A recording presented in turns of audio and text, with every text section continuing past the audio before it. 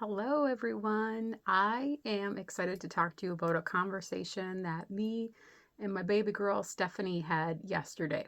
So, Stephanie is my 15-year-old going on 27-year-old teenage daughter, and she started her first official paying babysitting job, and she absolutely loves it. And it's just been very cool to be able to see her talk about her excitement about it. Like, literally, she'll say, I hope that we can stay in touch with this family for a long time. And, the kids, talk about things that we did when I was babysitting them. And it's just cute to see her putting the importance of building a relationship with people and understanding the rewards that can come along down the road with it.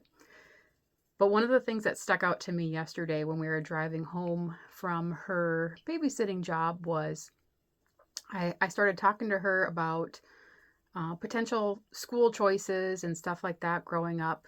And it's also fun because when I was growing up, we really didn't have conversations about talking about college or going to school because finishing high school was in like, I felt like optional, but which was totally fine. And but so now having these conversations with my kids, and Stephanie is my youngest, uh, we have conversations about if we go to college, if we're not going to go to college, and I feel like it's nice to have the conversations, but it's a little bit different than what I feel typical conversations are or to be expected that you're having with kids. My perspective that I've taken with my kids is I want to have them feel like that's the next step that they want to take. I know what the research says and the likelihood of success if they don't go to school and this and this and this. But I was also a non-traditional college student. And I know if I would have went to college before the time that I did, I wouldn't have picked the industry that I did. And I think that I would have ended up going back to school. And for me, it worked out to do it the way that I did. But ultimately, I was going to be responsible for the consequences or the rewards of making that decision.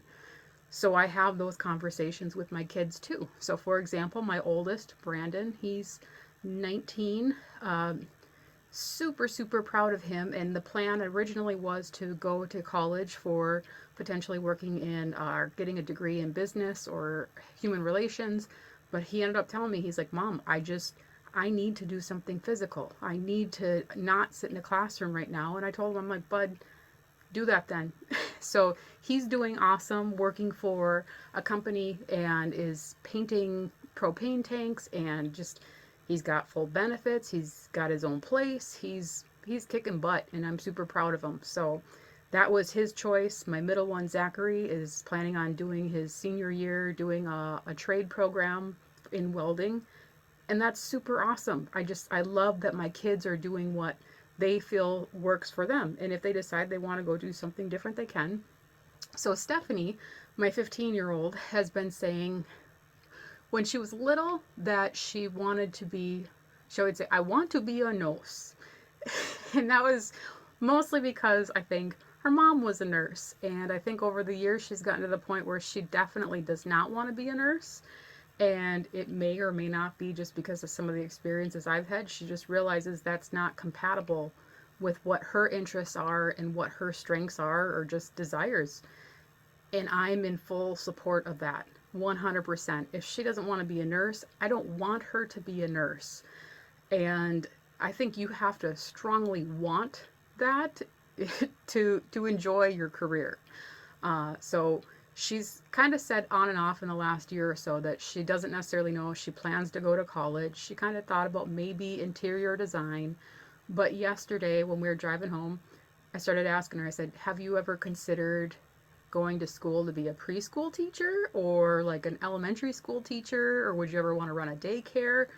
And she goes, that's actually what I was thinking about. And then she talked about a class that she took in high school this last year, and it was like a child development class, and they had to put together like educational plans for what an activity was and what the expected outcomes were and anything that could potentially go wrong and how they'll handle it. And she goes, we had to write out so many of those things and do it that now I just feel like my brain naturally just does it and makes the thought process in my head without writing it down, and everything goes smoothly. She's like, it's helped me to be a better babysitter. It's helped me to she even mentioned like with a situation with the kid that she was babysitting, that now she knows how to redirect when the kid is getting into something they're not supposed to and getting them moved on into the next activity. And she's like, I wasn't good at that before. And I'm like, did you even know that that existed before? So I'm just so excited to hear her thought process on different things as she figures out who she is in life and what she wants to do.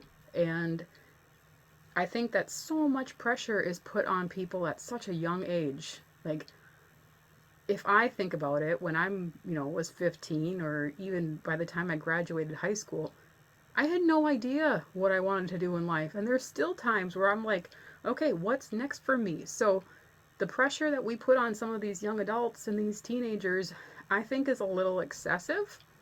And I feel like the focus can be more on having the conversations to get the wheel spinning, and and talking about the rewards of going, and talking about the consequences of not, or the rewards of valuing what you're doing with your time at a certain stage of the game, and just having these conversations. So obviously that's not going to work for everyone, but that's what works for my household and my kids. So Stephanie was saying, yeah, I think I really would consider being a teacher, but she did let me know she's not willing to be a teacher for anyone over third grade. So she's got that set in her mind. But I thought that was just very cool and very cute to know what her thoughts and dreams are, and just uh, kind of helped me to understand too, as I talked about in one of my first videos, that when I started going to the National Speaking Association, one of the things that people always ask you when you're new there is,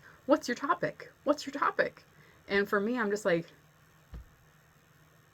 I don't speak. I don't have one. I don't. And they're like, well, you have to come up with one, and you have to know what you're talking about. And I think that's a great advice. It certainly is, but I don't have a topic, and I am content with not having a topic. I'm content with just kind of going with the flow. I absolutely love my life right now. I love that I'm making these videos right now. And you can pick what topic this is, because I pretty much just feel like, hey, I'm just talking about life and the things that interest me and the things that light me up. And if it could potentially help someone, cool. Or if you have a different idea that could help, you know, someone else, throw it out there. So I just think that it's nice to have a plan, but understand that sometimes the plan changes. And sometimes you don't necessarily have to have a plan set in stone in order for life to be amazing, in order to still enjoy yourself, and to recognize that the plan needs to fit your preferences and your situation and your life, not necessarily everybody else's. So only you can determine that. I'm super excited to talk about a new concept that I've been bringing up a lot with some of my clients, and about, like, it's basically, I call it the emotional GPS, and how it can help navigate our life when we're kind of confused about what we're going to be doing next in life, or what the right thing is to do when we have no idea of what we should do. So um, maybe I'll bring that up in another topic. So anyways, I hope you had an awesome day, and I will see you tomorrow. Bye.